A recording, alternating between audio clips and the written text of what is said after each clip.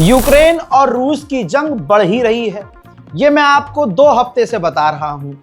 जंग खत्म होने की बजाय या कम होने की बजाय अब दोनों तरफ एक दूसरे ने हमले बढ़ा दिए हैं। अब जो दूसरे देशों की इन्वॉल्वमेंट है और उनकी बयानबाजियां जो हैं वो इस जंग को और बढ़ा रही हैं। फॉर एग्जांपल, रिपोर्ट ये है कि नेटो सालाना जो न्यूक्लियर ड्रिल करता है वो आजकल में इसी वीक में शुरू कर सकता है और रशिया की इस पर पूरी नजर है और रशिया को भड़काने का काम नेटो इस ड्रिल में कर सकता है, इसलिए तनाव पहले से बन गया है। पहली बात। दूसरी बात, इधर जो पुतिन है वो भी खामोश नहीं है।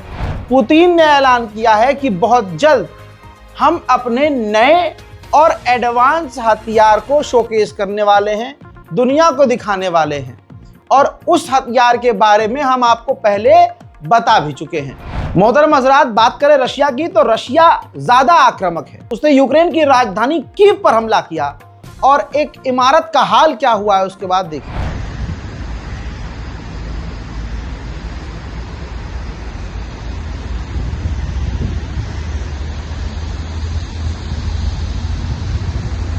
दोस्तों, पुतिन ने खुद कहा और बात हकीकत है, कह रहे हैं पुतिन की ज़ेलेंस्की धमकी दे रहा है कि वो क्रिमिनल की बिल्डिंग पर हमला करेगा।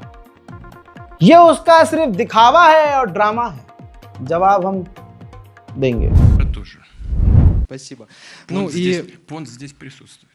В этой связи вопрос. Они говорят, что американцы говорят, что पुतिन ने यह भी कहा है कि हम अपने एयर डिफेंस सिस्टम भी मजबूत करेंगे। आपको पता है ना, रूस का एयर डिफेंस सिस्टम काफी बेकार साबित हो रहा है।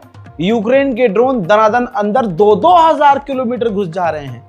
तो आज पुतिन को पहली बार बोलना पड़ा कि हम अपने एयर डिफेंस सिस्टम ठीक करेंगे। But the Americans are saying that все зависит от переговорной позиции России по Украине. the supply of tomahawks will depend on the position of Russia in negotiations, and if they are not happy with our position, then they will supply them with tomahawks. Do we have a response to it? Our response is strengthening the air defense system of the Russian Federation. हजरात, Donald Trump ने $925 billion का defence budget pass किया है, जिसके अंदर से $500 million Ukraine की मदद के लिए जाएंगे, चंदा। अब मैंने जैसे कहा था कि भाई नेटो परमाणु डील करेगा तो उसमें रूस को उकसाने का काम भी करेगा। नेटो के चीफ ने F-35 के आगे खड़े होकर इशारा किया, एक तरह से धमकी दी कि हम अब परमाणु हमला करने की तैयारी ड्रिल करेंगे। मेरे पीछे आप F-35 देख सकते हैं, ब्ला ब्ला ब्ला। देखिए, Volkel Air Force Base here in the Netherlands is part of NATO's nuclear exercise Steadfast-Noem, which will start on October 13th. We will see aircraft like the very impressive Dutch F-35A behind me participating in exercise, along with aircraft from all over the alliance. It is important to say that this exercise takes place yearly. It is a yearly training and it is regular. And we need to do this because it helps us to make sure that our nuclear deterrent remains as credible and as safe and as secure and as effective as possible. It also sends a clear signal to any potential adversary that we will and can protect and defend all allies against all threats. Russia ने Ukraine की gas field तबाह की है और जो उसके समझ लीजिए हथियार खाने उनको तबाह किया है। अभी ट्रेन की पटरी पर और ट्रेन पर हमला किया। एक और रेल लाइन पर, ट्रेन की पटरी पर, यूक्रेन के जो एक शहर से दूसरे शहर को जोड़ती है, वहां रूस का शायद 136 ड्रोन आकर गिरा, जिससे वो रेल की पटरी तबाह हो गई। फिर से कह रहा हूं, रशिया जो हमले कर रहा है वो दिमाग सन कर देने वाला है। अंधेरा होते ही रशिया ने यूक्रेन के 2-3 इलाकों पर जब हमले किए, जिसमें कीव भी है, तो इधर मिसाइल आकर गिरी और उधर पूरा यूक्रेन का वो शहर अंधेरे में डूब गया।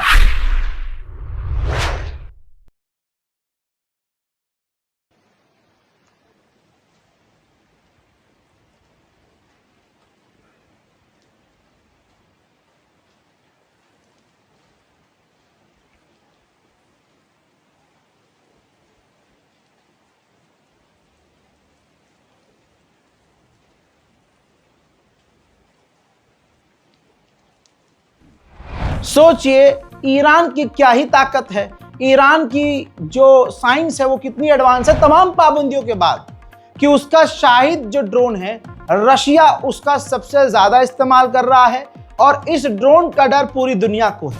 इतना डर कि ये रही रिपोर्ट, ब्रिटेन तैयारी कर रहा है कि शाहिद 136 को, स्पेशली शाहिद 136 ड्रोन को मार गिराने के लिए स्पेशल वो ड्रोन बनाएगा, हथियार बनाएगा और वो बनाकर यूक्रेन को सौंपेगा।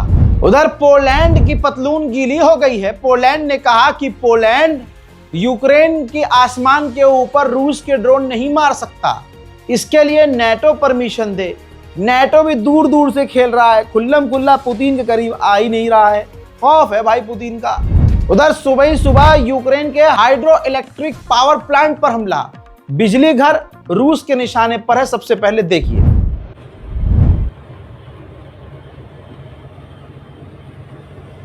इसके बाद भाई जब अंधेरा हुआ तो यूक्रेन की राजधानी कीव के अंदर रूस ने हमला करके सूरज निकाल दिया।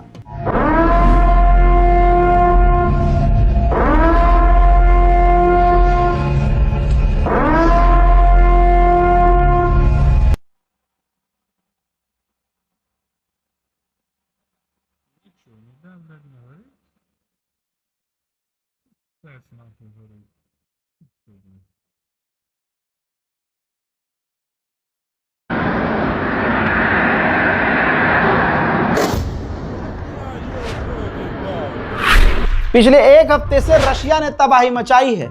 ये एक ड्रोन से लिया गया एक फुटेज है। इसमें आप देखिए यूक्रेन की जो मिलिट्री है, आर्म व्हीकल्स हैं यूक्रेन के, रूस के हमले में वो पूरी तरह से तबाह हो गए हैं। हंगरी के प्रधानमंत्री ने यूक्रेन पर बड़ा खुलासा किया और उन्होंने कहा कि यूक्रेन मेरी सरकार गिराकर अपने कठपुतली वाले प्रधानमंत्री और सरकार को यहां पर तैनात करना चाहता है, कठपुतली बनाना चाहता है।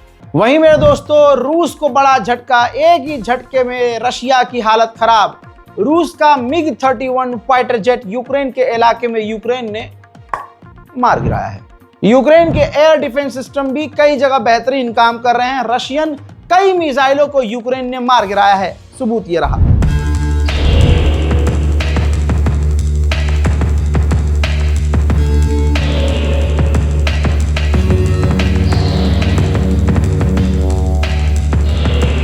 यूक्रेन ने जब पलटवार किया तो रूस की राजधानी मॉस्को में ही आग नजर आने लगी।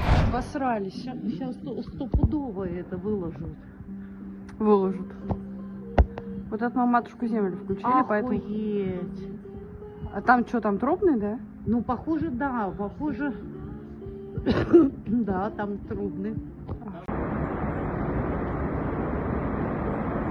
हजरात यूके खेल खेल रहा है। यूके ने यूक्रेन से प्रॉमिस किया, बर्तानिया ने, कि हम आपको मिसाइल देंगे। आज ऐलान किया, लेकिन रिपोर्ट के मुताबिक पता ये चला कि वो 5 महीने पहले ही डिलीवर कर चुका है, यानी बहुत तेजी से एडवांस लेवल पर। उधर ऐलान तो बाद में होता है, ये मिसाइलें यूक्रेन को पहले दे चुका होता है। गुलाबी सुअर डोनाल्ड ट्रंप भारत पर पाबंदी लगा रहा है, दुनिया पर प्रेशर बना रहा है कि अरे इससे रूस से तेल मत लो। लेकिन यूरोप यूनियन के अंदर जो 8 से 9 देश हैं, जिनमें टॉप पर फ्रांस और नीदरलैंड है, वो अभी भी रूस से गैस और तेल ले रहे हैं। डेनमार्क की भी हवा टाइट है, तो डेनमार्क अमेरिका से 16 और F-35 खरीदेगा ताकि रूस से अपने आप को वो बचा सके। कमाल यही तो है, पूरी दुनिया में कहीं भी फसाद होता है, कहीं भी R-रोना होता है, तो फायदा अमेरिका का होता है। दोस्त हो या दुश्मन, अमेरिका से ही कोशिश करता है कि यार उसके फाइटर जेट मिल जाए। तो खून की कमाई, बेजुबानों और बेगुनाहों के खून के बहाए जाने से फायदा अमेरिका को होता है। इस्टोनिया, लातविया और लिथुआनिया, इन तीनों देशों ने, जो कि बाल्टिक सागर में आते हैं, इन तीनों देशों ने तैयारी कर ली है कि अगर रशिया ने हमला किया तो हम पलटवार नहीं करेंगे। अपने पूरे तीनों देशों की जो आबादी है, जो लोग हैं, उनको देश से ही कैसे निकालेंगे। ये कितनी खतरनाक और कितनी मुश्किल घड़ी होगी उन लोगों के लिए, और कितना मुश्किल है उनके लिए। इसीलिए बुरा भी लगता है कि रशिया और यूक्रेन की जंग खत्म हो जाए एक बार, इधर तो सब शांति हो सकती है, लेकिन कम होने के बजाय ये चीजें बढ़ गई हैं। उधर जर्मनी की सरकार ने अपनी पुलिस को ऑर्डर दे दिया है कि अगर कोई संदिग्ध ड्रोन उड़ता हुआ नजर आए तो परमिशन की जरूरत नहीं है, मार के गिरा दो। पोलैंड ने कहा है कि रशिया हमारी जमीन पर, हमारे नेटवर्क पर साइबर अटैक कर रहा है। इसी जंग के दौरान सऊदी अरब ने भी बड़ा कदम उठाया और रियाद से डायरेक्ट फ्लाइट रूस की राजधानी मॉस्को के लिए शुरू कर दी है। 15 अक्टूबर को अरब लीग और रशिया की मीटिंग थी, लेकिन वो पोस्टपोन्ड हो गई है क्योंकि गाजा का मुद्दा है और अभी वही चल रहा है। यूक्रेन की बिजली घरों को उड़ाकर यूक्रेन के लोगों को मुसीबत में जो रशिया डाल रहा है, इस पर पोलैंड ने ऐलान किया है कि बिजली हम देंगे, जनरेटर हम यूक्रेन को देंगे और यूक्रेन के लोगों की मदद करेंगे। ब्रिटेन, फ्रांस और जर्मनी तीनों देश बेहद करीब आ चुके हैं कि अब हमारे अपने अपने इन तीनों देशों में जो रूस की प्रॉपर्टी है उनको जब्त किया जाए, नीलाम किया जाए, पैसा इकट्ठा करके यूक्रेन को दे दिया जाए। जो रशियंस पहले से भारत आकर रह रहे हैं और इधर उधर भाग गए हैं, उनका तो चलो ठीक है, लेकिन अब व्लादिमीर पुतिन की सरकार जो नौजवान हैं उनको देश छोड़कर जाने नहीं दे रही है। मोहतरम हजरात, वॉर अपडेट में अभी तक के लिए इतना ही। इस रिपोर्ट को शेयर कीजिएगा। ये रिपोर्ट रोज चाहिए तो नीचे कमेंट कीजिएगा, मैं आपके सारे कमेंट पढ़ता हूं। रिपोर्ट शेयर कीजिए, अपनी दुआ में मुझे याद रखिए। जय हिंद।